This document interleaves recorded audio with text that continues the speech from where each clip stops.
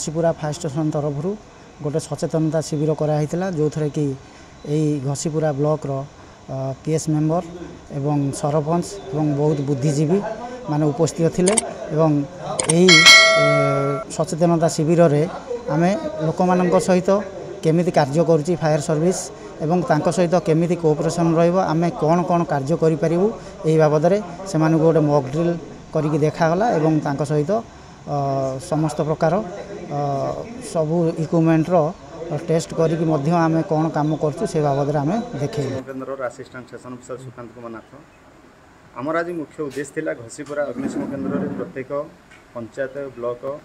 समस्त को केमिति मुख्यमंत्री को एठिकी डकाई लोक मानक सचेतन करिवु आमर कोन कोन आसेचरी अछि लोक मानक आमे किभଳି भाबरे सहयोग करिवु लोक मानक जीवन और धन संपत्ति किभଳି भाबरे ताको उद्धार करिवु आमर मुख्य उद्देश्य थिला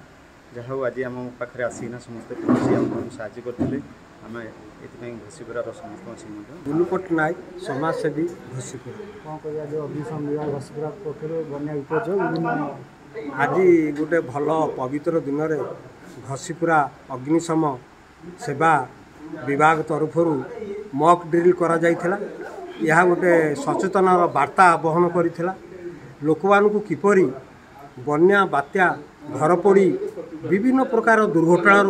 रक्षा करा जाई पारिबो सेतिपై तांकर जहाँ सब अत्याधुनिक सरंजाम रही नूतन टेक्नोलोजीर जिनसपत्र रही ता माध्यम से समस्त को देखैथिले एवं सचेतनता करैथिले सतर्क करैथिले एवं यही सब माध्यम लोक किपरि मरण रक्षा करा जाई पारिबो आज तांकर गोटे भल दिन में समस्त को बुझैथिले जा समस्त को धन्यवाद।